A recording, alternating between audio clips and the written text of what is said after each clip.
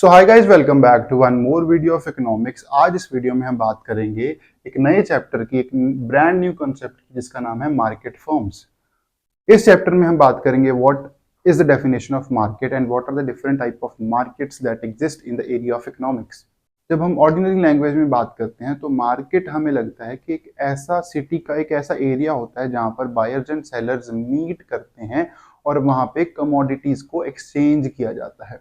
But when in economic sense we talk about or we define the term market, तब ये एक entire area है जहां पर बायर्स और सेलर्स प्रेजेंट हैं और वो मीट करके कमोडिटीज को एक्सचेंज करते हैं। दैट मीन्स कि किसी एक पर्टिकुलर एरिया, पर्टिकुलर प्लेस को मार्केट नहीं कहा जाता, बल्कि इंटायर एरिया जहां पे बायर्स एंड सेलर्स प्रेजेंट हैं उसको क्या कहा जाता है? मार्केट कहा जाता है। फॉर एग्जाम्पल, इंडिया में एडिबल ऑयल्स के कंज्यूमर्स हैं, तो यहाँ पे उसके प्रोड्यूसर्स भी हैं और उसको सेल भी किया जाता है। तो whole of India is the market of edible oil. अब हम डेफिनेशन जो यहाँ पे लिखी है उसकी ओर ध्यान देते हैं। Market is that mechanism by which buyers and sellers are brought together. It is not necessarily a fixed place, as we talk about. It is not necessarily a fixed place. It is a mechanism, एक ऐसा mechanism है जिसमें buyers and sellers come together and an exchange happens.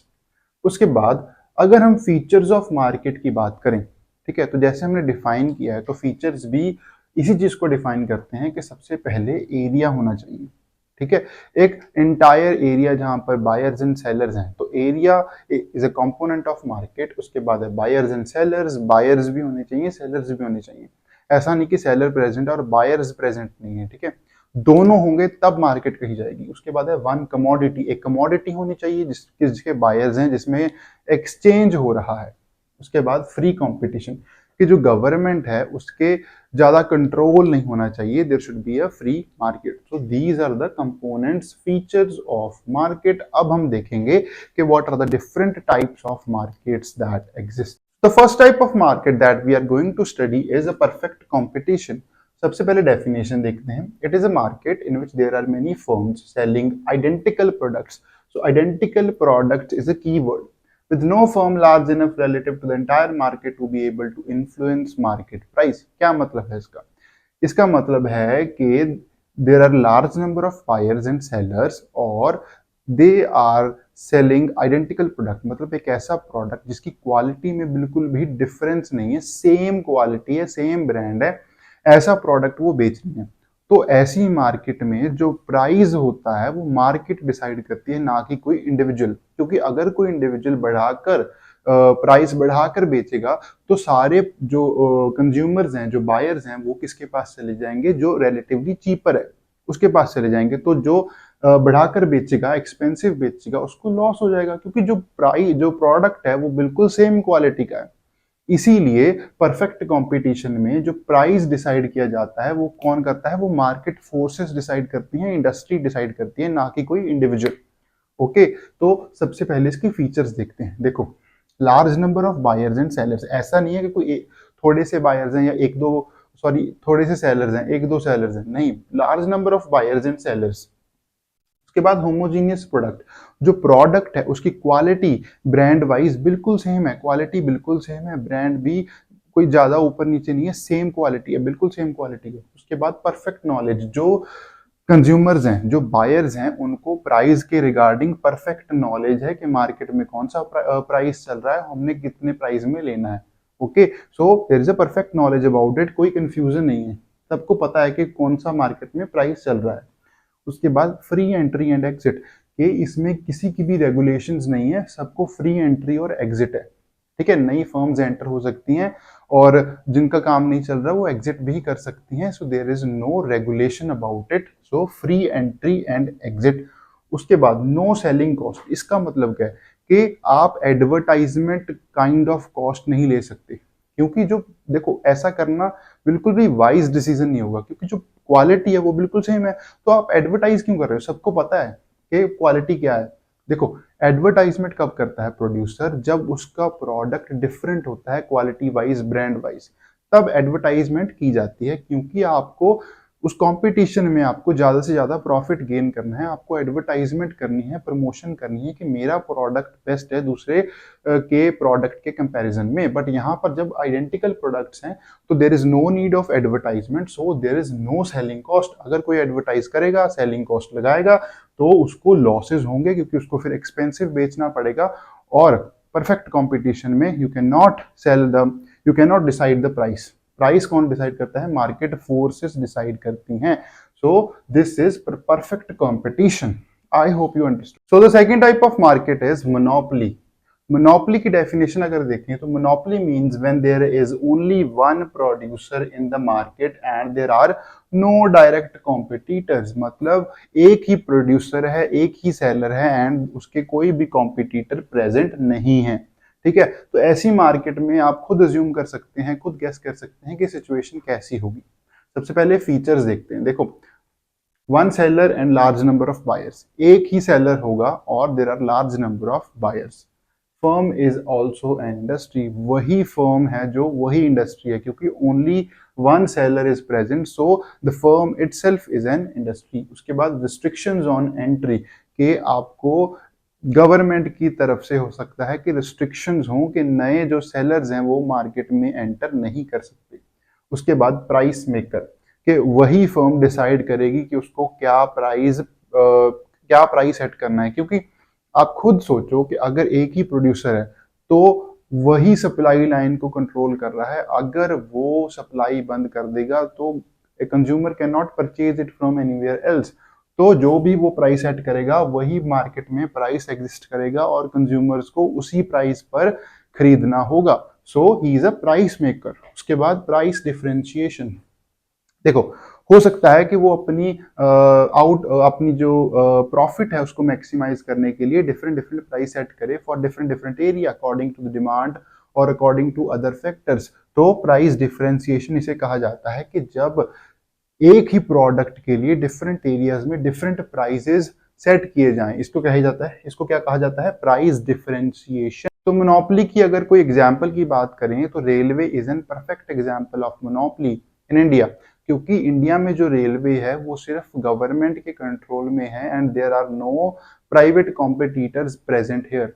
सिर्फ government ही price decide करती है। Last let's talk about imperfect competition. Imperfect competition एक ऐसी मार्केट है जो रियल लाइफ में एग्जिस्ट करती है, क्योंकि जो मोनोपोली और परफेक्ट कंपटीशन है that are very rare situations. असल में रियल लाइफ में जो हमें मार्केट देखने को मिलती है that is imperfect competition. Imperfect competition में मोनोपोली और परफेक्ट कंपटीशन दोनों के फीचर्स प्रेजेंट होते हैं। ओके, तो सबसे पहले डेफिनेशन की ओर ध्यान देते हैं। If a market is not organized and contact between buyer and sellers is established with a great difficulty and they are not in a position to compare the goods and prices paid।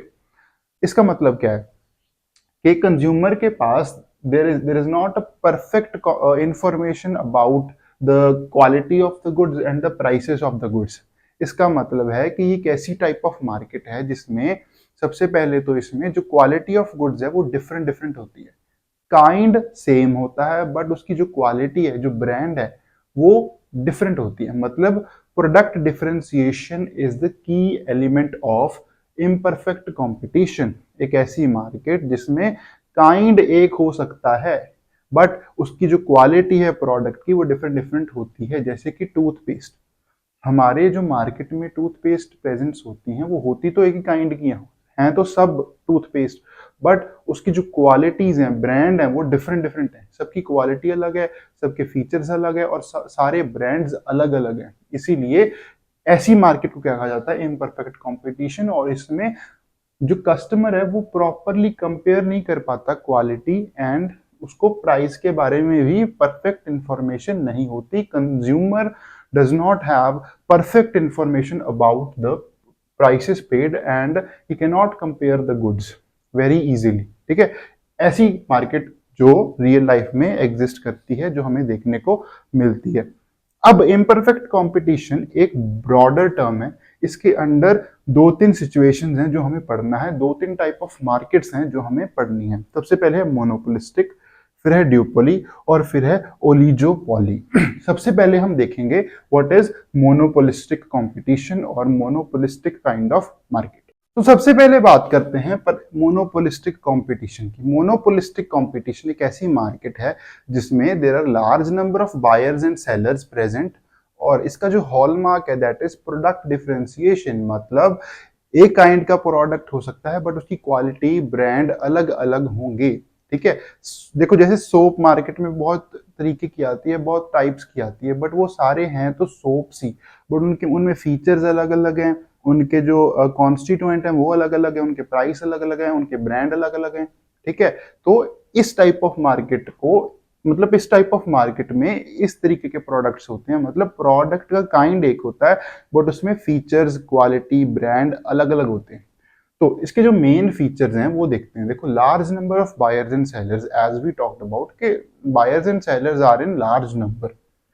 Product differentiation सबसे important feature, इसको आप star mark कर सकते हैं कि product differentiation होता है इसमें। जैसे अभी हमने बात करी, एग्जाम्पल से हमने समझा, freedom of entry and exit, कोई भी रेगुलेशन, कोई भी कंट्रोल नहीं होगा, क्योंकि large number of buyers and sellers present हैं, तो there is freedom of entry and exit, new firms can enter and the already existing firms can exit।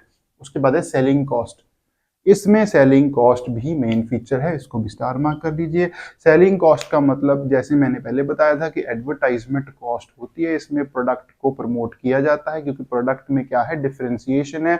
आपका जो प्रोडक्ट है उसकी क्वालिटी बिल्कुल अलग है सामने वाले के प्रोडक्ट के लिए, इसीलिए आपको प्रमोट करना पड़ेगा अपना प्रोडक्ट, सो दैट उसके जो फीचर्स हैं वो आप कंज्यूमर तक पहुंचा सकें और उसको क्वालिटी के बारे में आप उसको अवेयर कर पाएं, अपने प्रोडक्ट की क्वालिटी के बारे में अवेयर कर पाएं। इसीलिए सेलिंग कॉस्ट इसमें ऐड होती है, और इसी के कारण जो प्रोडक्ट का प्राइस है वो अलग अलग होता है। ठीक है, देखो अगला ही पॉइंट है कि price determination is possible for a firm. तो फर्म के लिए प्राइस थोड़ा बहुत ऊपर नीचे किया जा सकता है, क्योंकि क्वालिटी अलग है, सेलिंग कॉस्ट भी इसमें इंक्लूडेड है, तो price determination will be present. उसके बाद है इम्परफेक्ट नॉलेज, क्योंकि अब बहुत सारी quality kind of product present है, बहुत सारे क्वालिटी के ब्रांड के प्रोडक्ट प्रेजेंट है, तो जो कस्टमर है उसको इम्परफेक्ट नॉलेज होती है। जैसे हमने डेफिनेशन में देखा था इम्परफेक्ट कंपटीशन के consumer does not have proper information about the quality and price of product, इसीलिए क्या किया जाता है, सेलिंग कॉस्ट मतलब एडवर्टाइजमेंट्स की जाती हैं। So this was monopolistic competition. At last, imperfect competition के अंडर दो और तरीके की मार्केट्स प्रेजेंट हैं, जिसमें है ड्यूपोली और ओलिगोपोली। तो ड्यूओपोली भी सेम टाइप ऑफ सिचुएशन है, बट इसमें only 2 producers will be present, सिर्फ 2 प्रोड्यूसर्स होंगे, और there will be large number of buyers, और there will be a product differentiation, selling cost, बाकी फीचर्स सेम होंगे। उसके बाद है ओलिगोपोली। ओलिगोपोली में क्या होता है, फ्यू बिग प्रोड्यूसर्स प्रेजेंट होते हैं, तो कुछ लोग होंगे जो उसको प्रोड्यूस करेंगे, जो उसको सेल करेंगे, और there will be large number of buyers. उसमें एग्जांपल जैसे देखें तो कार इंडस्ट्री इन इंडिया में जैसे कुछ बिग प्रोड्यूसर्स हैं, जैसे कि BMW, Ford, Audi and Volkswagen.